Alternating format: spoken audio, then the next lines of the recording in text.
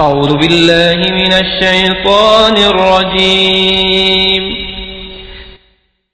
إن الله لا يغفر أن يشرك به ويغفر ما دون ذلك لمن يشاء ومن يشرك بالله فقد افترى إثما عظيما إن الحمد لله نحمده ونستعينه ونستغفره ونعوذ بالله من شرور أنفسنا وسيئات أعمالنا من يهده الله فلا مضل له ومن يضلل فلا هادي له وأشهد أن لا إله إلا الله وحده لا شريك له وأشهد أن محمدا عبده ورسوله يا أيها الذين آمنوا اتقوا الله حق تقاته ولا تموتن إلا وأنتم مسلمون يا أيها الناس اتقوا ربكم الذي خلقكم من نفس واحدة وخلق منها زوجها وبث منهما رجالا كثيرا ونساء واتقوا الله الذي تساءلون به والأرحام إن الله كان عليكم رقيبا يا أيها الذين آمنوا اتقوا الله وقولوا قولا سديدا يصلح لكم أعمالكم ويغفر لكم ذنوبكم ومن يطع الله ورسوله فقد فاز فوزا عظيما أما بعد فإن أصدق الحديث كتاب الله وأحسن الهدي هدي محمد صلى الله عليه وعلى آله وسلم وشر الأمور محدثاتها وكل محدثة بدعة وكل بدعة ضلالة وكل ضلالة في النار. Para ikhwah dan akhwat, bapak-bapak, ibu-ibu, saudara-saudari yang dirahmati oleh Allah Subhanahu wa taala. Alhamdulillah, segala puji syukur hanya milik Allah Subhanahu wa taala. Karena dengan nikmatnya pula lah kita bisa kembali berkumpul di dalam sebuah majlis yang insyaallah di dalam majlis ini akan dibacakan ayat-ayat suci Al-Qur'an dan hadis-hadis Rasulullah sallallahu alaihi wasallam yang sahih.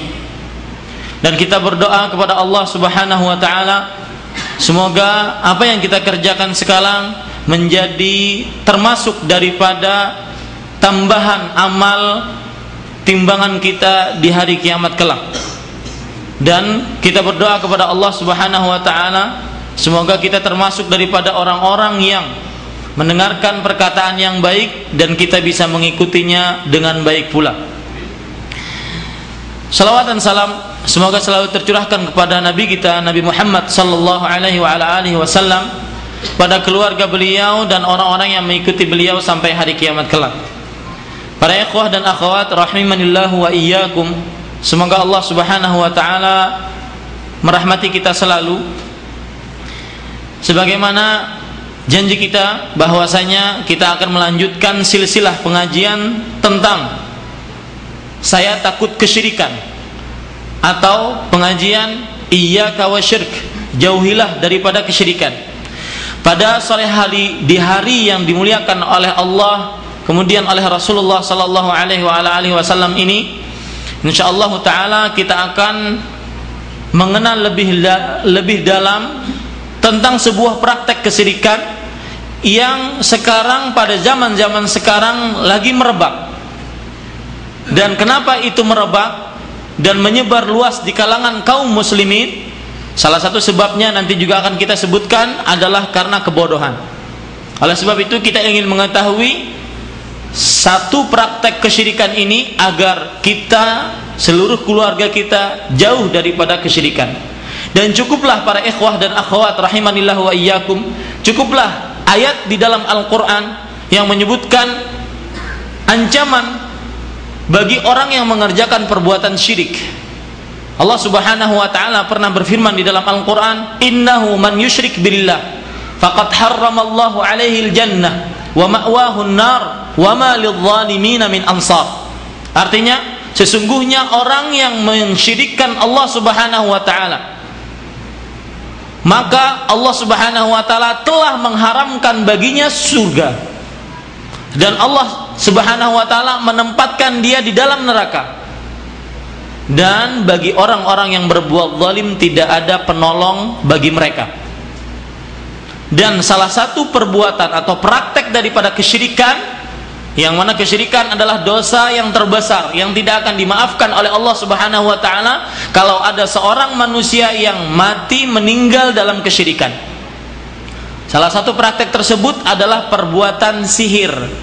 Kita akan mengenal lebih lanjut apa itu sihir, kemudian bagaimana kok sihir bisa dikaitkan dengan kesyirikan, kemudian dalil-dalil hakikat adanya sihir, karena sebagian orang tidak percaya akan adanya sihir, seperti orang-orang Mu'tazilah yang mereka hanya mengedepankan logis mereka. Mereka berkeyakinan bahwasanya sihir itu tidak ada hakikatnya, sihir itu bohong.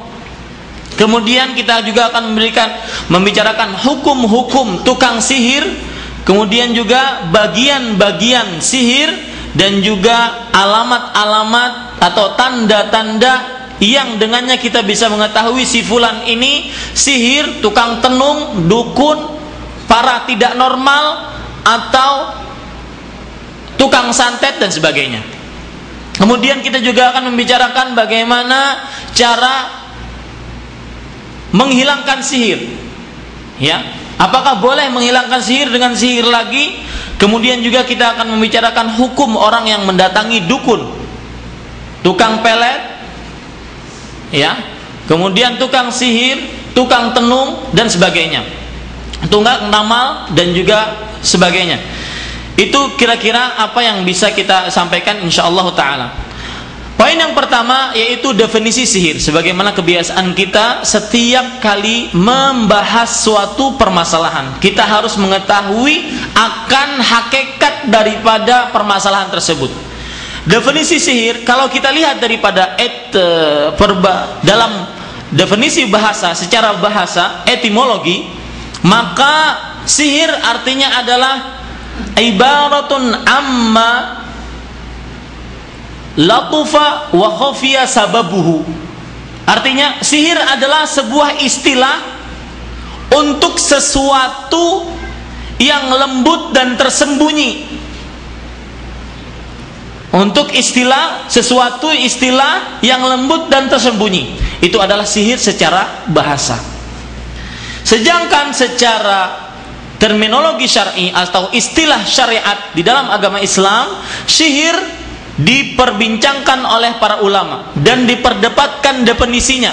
Kenapa diperdebatkan? Sebagaimana yang dikatakan oleh Al-Allamah Asy-Syanqiti rahimahullahu taala, saking banyaknya macam sihir, macam perdukunan, macam pertenungan, macam ramalan, maka susah untuk mendefinisikan sihir secara syariat. Tetapi kita bisa ambil gambaran dasar definisi sihir secara istilah syar'i adalah bacaan-bacaan dan ikatan-ikatan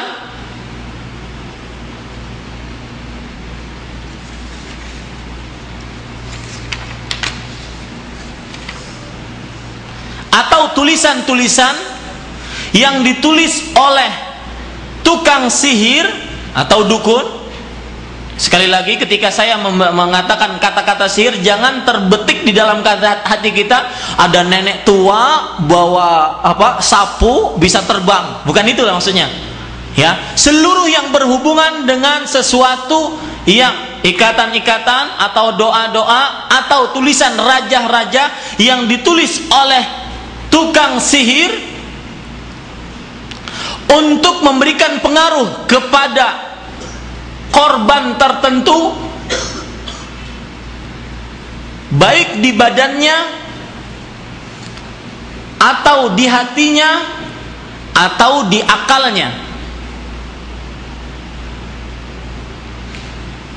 tanpa secara langsung. Artinya tidak berhadapan secara langsung, tetapi dari jarak jauh. Dan sihir mempunyai hakikat. Itulah definisi daripada sihir, para ikhwah sekalian. Saya ulangi, sihir adalah bacaan-bacaan, ikatan-ikatan atau tulisan-tulisan rajah yang ditulis oleh tukang sihir, pelaku sihir, yang digunakan untuk mempengaruhi korban, baik mempengaruhi akalnya, badannya, ataupun apa? Hatinya. Ya. Dan sihir mempunyai hakikat, artinya sihir itu ada. Kemudian para ikhwah sekalian, sekarang kita akan bicarakan poin kedua. Kenapa praktek sihir, tenung, dukun, ramal itu bisa dikaitkan dengan perbuatan dosa syirik? Ya, ada dua macam, ada dua sebab. Kenapa praktek sihir, dukun, tenung, ramal, pelet, perang maya itu semuanya dimasukkan ke dalam perbuatan syirik? Satu sebabnya, ya, ada dua sebabnya. Sebab yang pertama yaitu kebanyakan daripada tukang sihir, dukun, ramal, kebanyakan daripada dukun dan konco-konconya, biar nggak ada yang protes lah ya, ya,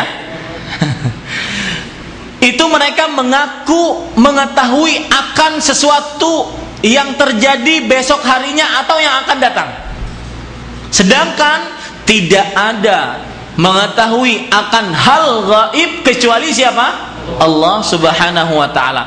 Coba perhatikan antum di dalam surat Al-An'am ayat 59, Allah Subhanahu wa taala berfirman, "Wa indahu mafatihul ghaibi la ya'lamuha illahu."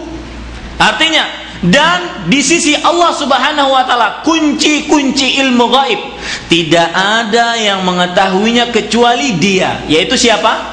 Allah Subhanahu wa taala. Ayat surat Al-An'am ayat 59. Di dalam surat An-Naml juga ayat 65, Allah Subhanahu wa taala berfirman, "Qul la ya'lamu man fis samawati wal ardil ghaiba illallah." Katakan wahai Nabi Muhammad sallallahu alaihi wasallam, tidak ada yang mengetahui akan hal gaib di langit dan di bumi kecuali Allah Subhanahu wa taala. Itu surat An-Naml ayat 65. Di dalam surat Al-Jin juga ayat 26, Allah Subhanahu wa taala berfirman, "Alimul ghaib fala yudhiru ala ghaibihi ahada." Allah Maha mengetahui akan hal gaib. Allah tidak akan memperlihatkan kegaiban tersebut, ilmu gaib tersebut kepada seorang pun. Surat Al-Jin ayat 26.